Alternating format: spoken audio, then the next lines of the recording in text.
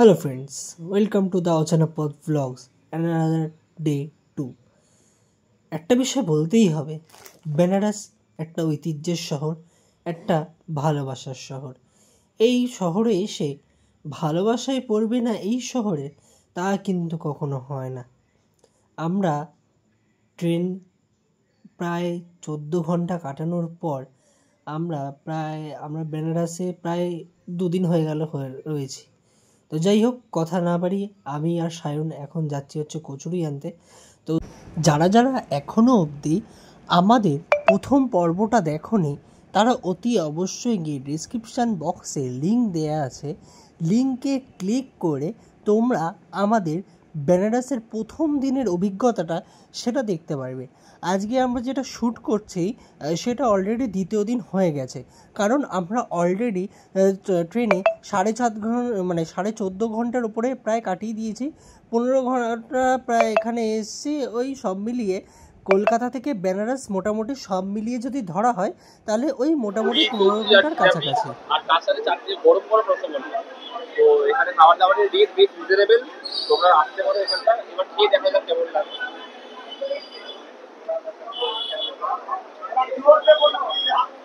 আচ্ছা,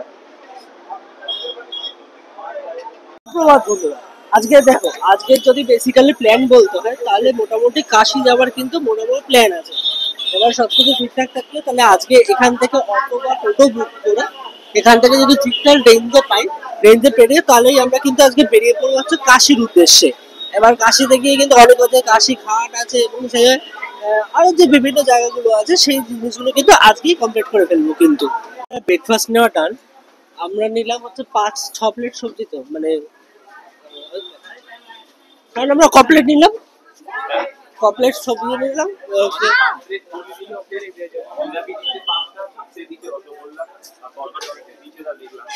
টোটাল মিলিয়ে আমাদের হ্যাঁ আচ্ছা, 4টে কচুরি, একটা জিলেপি, চারটে কচুরি, ঠিক আছে, একটা জিলেপি আর হচ্ছে তরকারি দিয়ে হচ্ছে 60 টাকা, আর রসগোল্লা হচ্ছে 20 টাকা। তো আমাদের সবকিছু মিলিয়ে হচ্ছে 380 টাকা। আর বেনারসি কচুরি, যেটা শুধুমাত্র মানে অনেকটা লম্বা এবং অনেকটা মোটা, সেই কচুরির দাম হচ্ছে শুধুমাত্র 20 টাকা সিঙ্গেল পিস, ঠিক আছে, উইথ সবজি দিয়ে, সবজি চাটনি এবং মিঠা চাটনি, যাই হোক এইসব দিয়ে টোটাল এই হচ্ছে ব্যাপার ছিল। ওরা ভেবেছিল যে আমরা সবাই এবং সবাই বলছিল ভাই 5টার সময় বেরাবো, কিন্তু আলটিমেটলি তারপরে কি হলো হচ্ছে না, কেউ বেরাইনি ভাই। কালকে উদিচ্ছে বলছিল না ভাই 5টার সময় বেরাবো। হ্যাঁ বলছে এখনো স্টিল ঘুমাচ্ছে। আমরা তারপর উঠে গেলাম সকাল 5টার সময়, উঠে দেখি সবাই ঘুমাচ্ছে, ওই জন্য আমিও ঘুমিয়ে পড়েছি।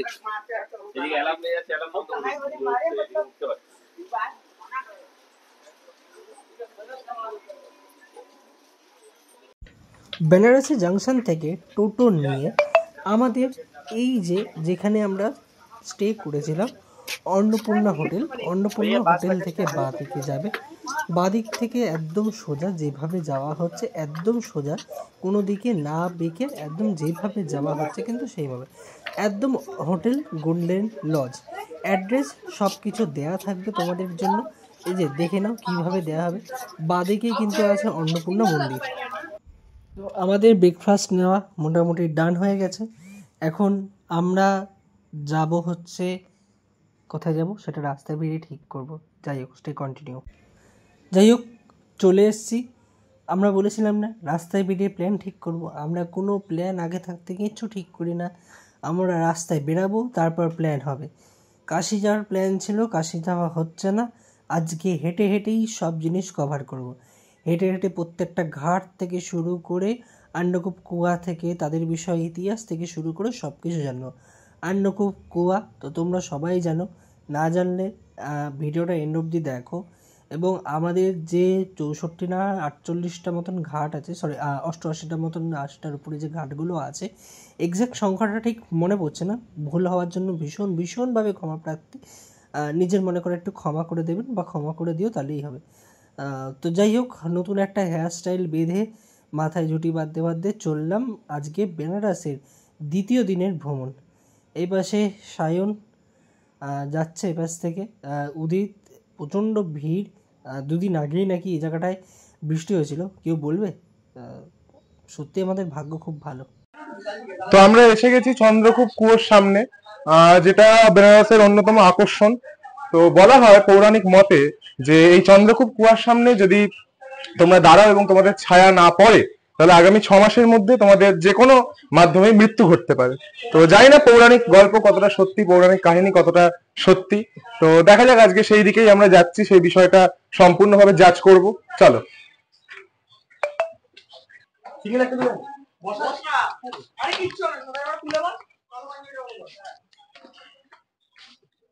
জয় মা। জয় মা। জলটা দেখো মা।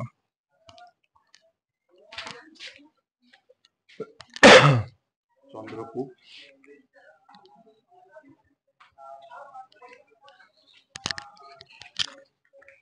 দেখা যাক আমার জীবনে কি লেখা আছে। হ্যাঁ, দেখতে পাচ্ছি। ফোনটাই না পড়ে যাবে। না, নিজের ছায়াটা দেখতে পাচ্ছি। হ্যাঁ, এখন কোথার দিকে যাচ্ছি, কোন দিকে তো আমরা যাবো নামঘাটের দিকে। জানি না হেঁটে যাওয়া যায় কিনা, তো চেষ্টা করছি, বিকজ এখানে এরা 1200 টাকা করে চাইছে, যেটা আমার মনে হয় টু এক্সপেন্সিভ। তো কোনোভাবে এটা বদল করা উচিত না। তো তোমরা যদি করতে পারো দেন এখান থেকে খুব সুন্দর ভিউ পাবে। আচ্ছা, গঙ্গা মেহেল ঘাট। আচ্ছা, তুই জানিস গুগল করতো গঙ্গা মেহেল ঘাট হিস্ট্রি।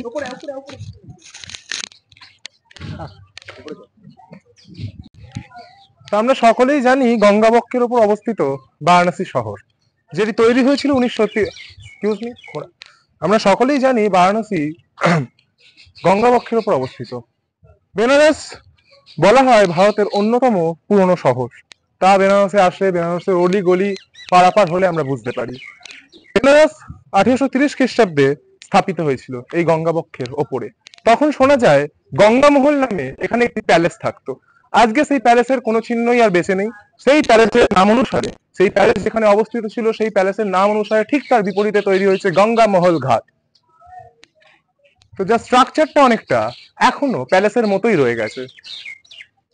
সম্ভবত এখানে কোনোভাবে ওপরে ওঠা যায় না, যেহেতু এই জায়গাটার নাম ছিল গঙ্গামহল, অর্থাৎ এখানে একটা মহল ছিল যার নাম ছিল গঙ্গামহল। যেহেতু গঙ্গা বক্ষের উপর অবস্থিত তাই নাম ছিল গঙ্গামহল, এবং সেই ঘাট গঙ্গামহলের নাম অনুসারে গঙ্গামহল ঘাট স্থাপিত হয়েছে পরবর্তীকালে। जो जो इंडस्ट्री है उसके बारे में थोड़ा अगर आप बता दीजिए तो अच्छा होता। जैसे किस इंडस्ट्री के बारे में आपको जानना इंडस्ट्री मतलब एक सोशल कल्चर इंडस्ट्री होता है ना, हाँ। जो पूरा सोशल इकोनॉमी को कंट्रोल करता है, हाँ। वैसा कुछ इंडस्ट्री यहाँ पर है? नहीं, यहाँ पे ऐसा नहीं है। मतलब यहाँ पे यह है कि मतलब यहाँ के लोग जो हैं मतलब सोशल मीडिया पे सोशली सब कुछ मतलब इन लोग का बढ़िया चलता है यहाँ पे। मतलब थोड़ा ये पॉपुलर प्लेस है। जैसे ये बनारस है तो जाना माना जगह नगरी है ये। जैसे यहाँ पे सारे मतलब भगवानों का सारे घाट पड़े हुए हैं यहाँ से लेकर 80 घाट तक। और यहाँ पर लोगों का जो रोजगार होता है वो कैसा चलता है? मतलब यह मंदिर मस्जिद या से जैसे मंदिर मस्जिद पे तो आप जानते ही हैं, जहाँ पे मंदिर खुलता है वहाँ पे हाँ। तो हर जगह पे पैसे के हाँ। लाले तो लग जाते हैं कि जो 10 का सामान रहता है वो 20 का बिकता है। वो तो हर जगह का यही है। वो तो सही बात है। और एक लास्ट क्वेश्चन आपसे। यहाँ का सीएम है योगी आदित्यनाथ, हम हाँ। सबको पता है।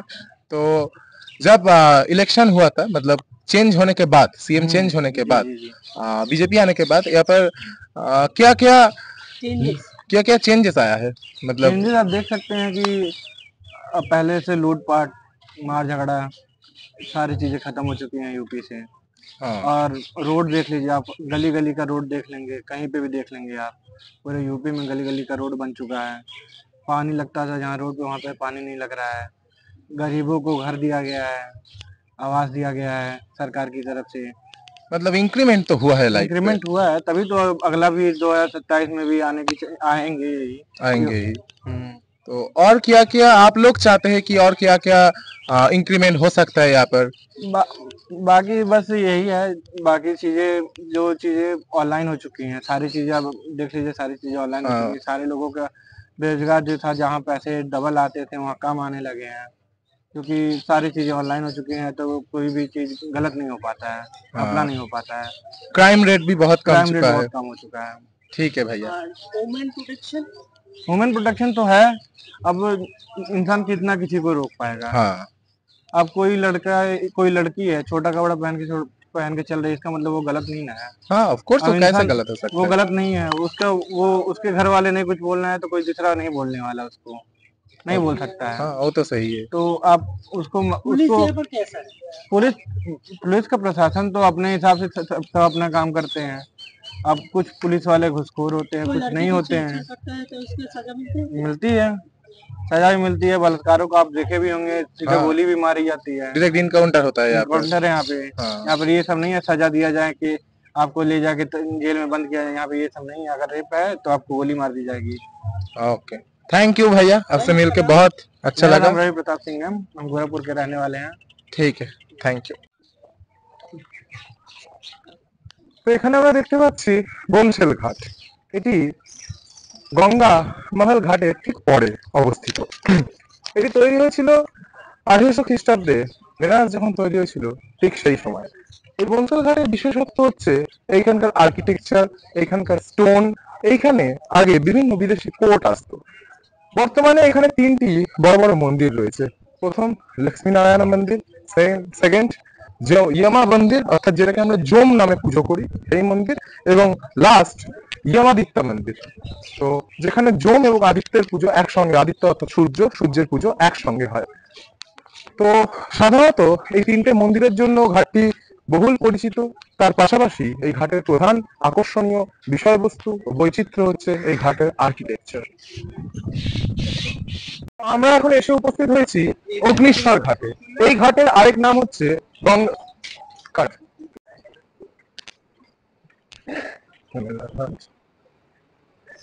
হ্যাঁ, তো আমরা এখন এসে উপস্থিত হয়েছি অগ্নিশ্বর ঘাটে।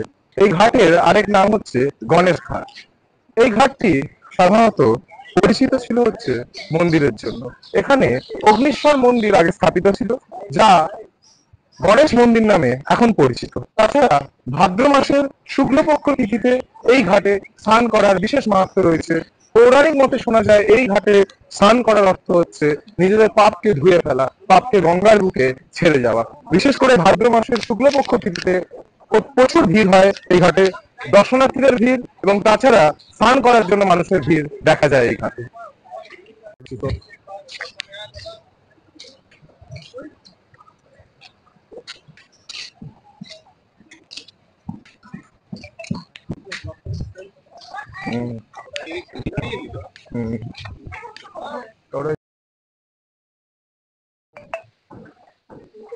মেহতা ঘাট যদি বাংলায় প্রোনাউন্স করি তাহলে প্রোনাউন্সিয়েশন মেহতা হলেও আসলে স্পেলিংটা মেটা ঘাট হয়, যেটি গণেশ ঘাটেরই অংশ ছিল।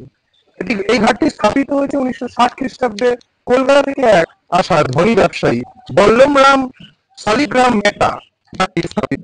ঘাটটি বিশেষ ধর্মীয় গুরুত্ব না থাকায় এই ঘাটটি সাধারণত শান্ত শুভ্র অবস্থায় থাকে, এবং সাধারণত এখানে লোকসংগম জনসংযোগ খুব একটা বেশি দেখা যায় না। বিশেষ কোনো ধর্মীয় গুরুত্ব এই ঘাটের পাওয়া যায় না।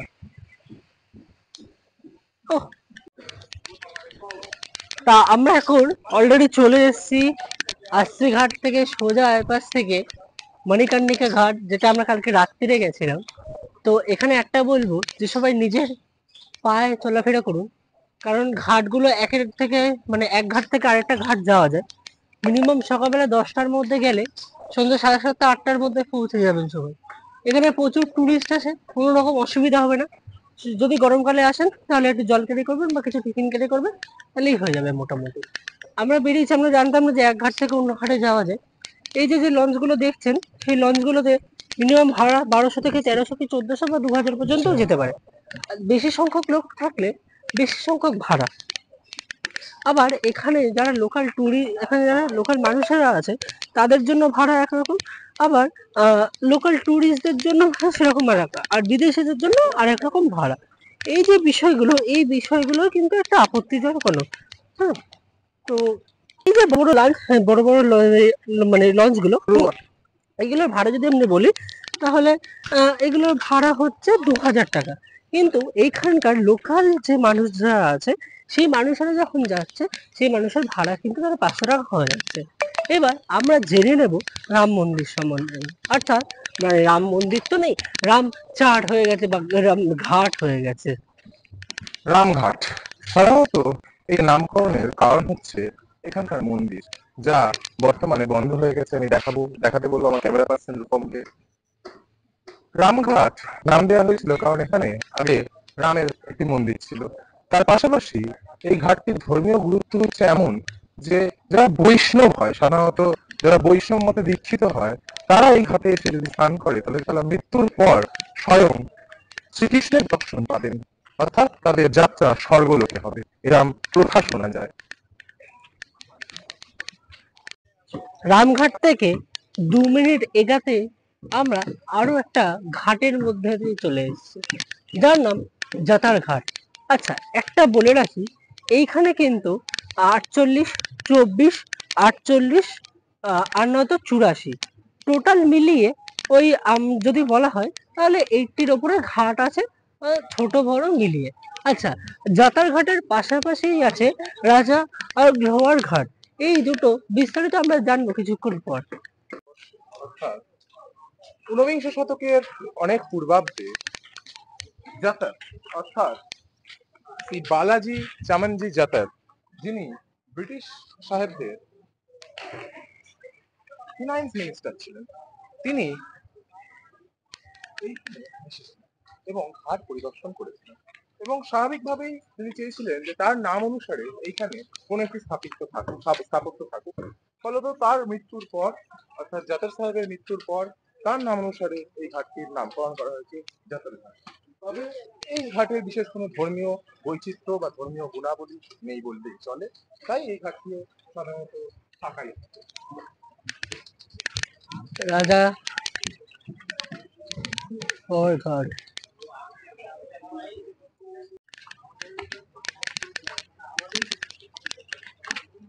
आइए भैया,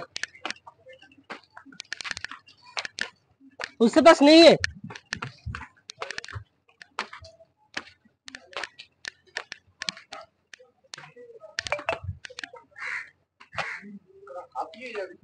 মন্দিরটা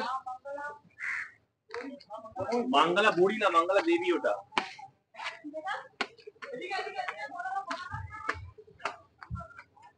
কিষানজিতের পড়ে গেছে। ওয়াও, কতগুলো সিঁড়ি।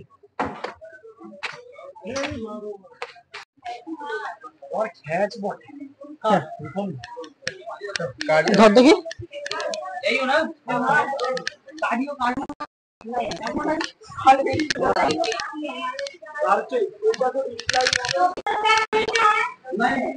नहीं लाए हैं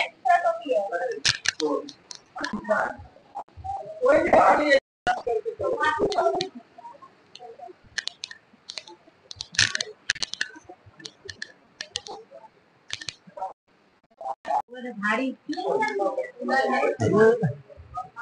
देख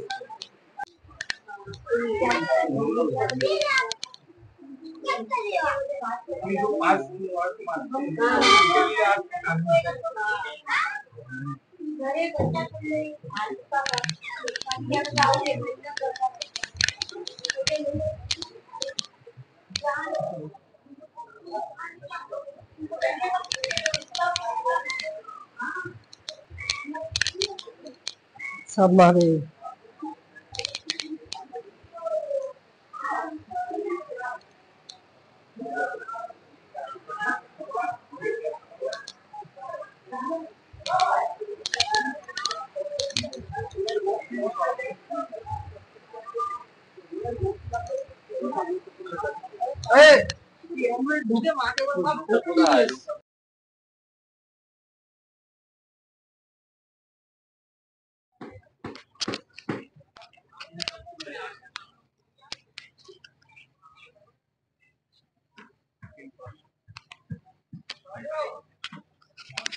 हम हैं गुलिया के घाट के सामने और यहाँ पर ये लोग गंजा पीन रहे हैं। गंजा देखिए, ये है বেনারস, কি অদ্ভুত है। এসে একজন মহান মানুষকে পেয়ে গেছি আমাদের সাথে আছে সায়ন। আমার কেমন লাগে বেনারসে এসে? ও, অনেকক্ষণ পর আমাকে মাইক দিলো, ঠিক আছে, তো অসাধারণ। এখনো পর্যন্ত যতগুলো ঘাট ঘুরেছি সবকটা অসাধারণ। মানে তোমরা যদি নিজেকে স্পিরিচুয়াল কানেক্ট করতে চাও তাহলে তোমাদের এখানে অবশ্যই আসতে হবে, এর বিকল্প নেই। সব থেকে ওটা বলছি কালকের থেকে আজকের যে তফাৎ, কালকের মানে তফাৎটা সেরকম কিছুই না, কালকে রাত্রেবেলা। হ্যাঁ, বোটের ব্যাপারটা বোটের ব্যাপারটা এখানটা মানে বার্গেনিং অনেক করতে হবে, নাহলে তুমি এখানে ঘুরতে পারবে না। এখানে তোমার এক দাম বলবে তুমি যদি অন্য টুরিস্ট হও, কিন্তু এখানকার যদি লোক হও তাহলে তোমাকে অন্য দাম বলবে। এটা আমি আজকে যা লক্ষ্য করলাম। কিন্তু ওভারঅল যা দেখলাম বোটে ঠিকঠাকই বোঝাচ্ছে, বাট যে বলছে 40টা ঘাট ঘোরাবে, এবার 40টা ঘাটের নাম বলছে না ঠিক করে, কবে স্থাপিত সেগুলো বলছে না, এটা একটা মাইনাস পয়েন্ট আর কি।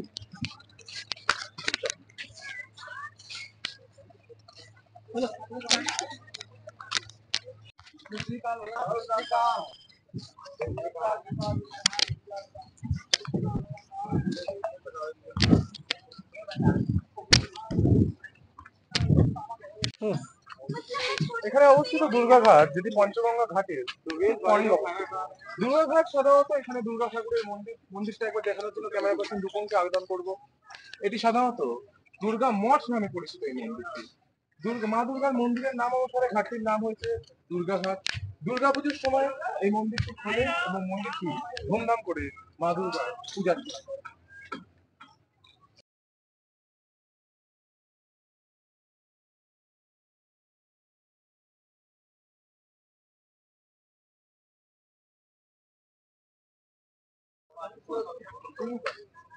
ভিডিওটা দেখতে পাবে, না দিলে স্পন্সরশিপ পাবো কি করে? হ্যাঁ, বিপি খাওয়াতে পারবো। হয়ে গেল, লাউটে গেল, দেখ আসলেই বাহ কে মুস্কুরাহাট। এইটা কোথায় তোমার? ওটা খুলে গেছে। হ্যাঁ, গঙ্গা ঘাটের ঠিক পরেই অবস্থিত ব্রহ্মা ঘাট। ব্রহ্মা ঘাট ভগবান ব্রহ্মার নামে তৈরি করা হয়েছে। এই ঘাটটি যশস্থানের ঘাটেরও খুব কাছাকাছি অবস্থিত। বলা হয় যে এই ঘাটে বসে নাকি স্বয়ং ব্রহ্মা 10টি ঘোড়ার যে যজ্ঞ অর্থাৎ যশস্থানের যজ্ঞ নিজে করেছিলেন, তাই এই ঘাটের নাম দেওয়া হয়েছে ব্রহ্মা ঘাট।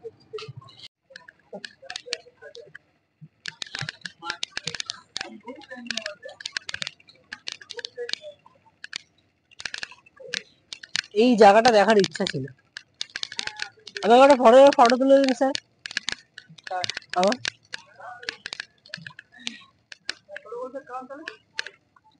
লেওড়া কোন দিন খাওয়াই না,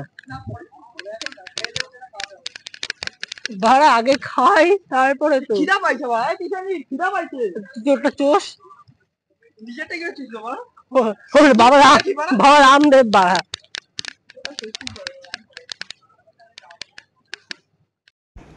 আমাদের পরবর্তী ঘাটের নাম হলো বুন্ধি পার কথা ঘাট।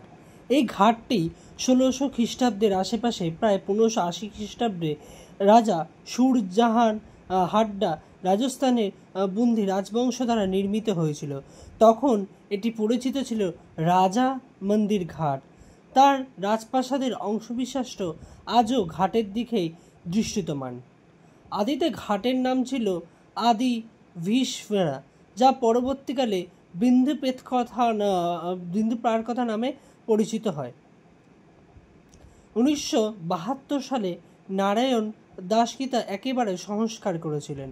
1900 শতাব্দীর প্রথম দিকে রাজা প্রীতম সিং সংস্কার করেও ওই ঘাটটিকে আবার দৃঢ় করেছিলেন। পর্যটক ও স্থানীয় জনগণ ঘাটে বসে সময় কাটাতে পারেন। বিশেষ করে সূর্যাস্তের সময় শান্ত পরিবেশ উপভোগ করা যায়। ঘাটটিতে বর্তমানে ড্রায়ার বা ধোবিরা ওয়াশরুম দ্বারা ব্যবহৃত হয়। এখানে তারা কাপড় ধোয়া ও কাপড় শুকাতে আনে। 2012 সালে তথ্য অনুযায়ী ঘাটের অনেক অংশ স্টিল কাদা আবর্জনা ঢাকা এবং কাটানোর কিছু অংশ ক্ষয়ক্ষতির প্রবণ ব্রহ্মকৃষ্ট ছায়াপথের মতো অনবিষ্ট বহু বিস্তারে উপস্থিত ছিল। প্রাতিষ্ঠানিক গঙ্গার মধ্যে দিয়ে চলাফেরা করছে কার্যকর পরিকল্পনা এবং গৃহীত হয়নি। শুধুমাত্র স্থানীয় মন্দির ট্রাস্ট এবং জনসাধারণের উদ্যোগে কিছু সচেতনতা সৃষ্টি করা হয়েছে।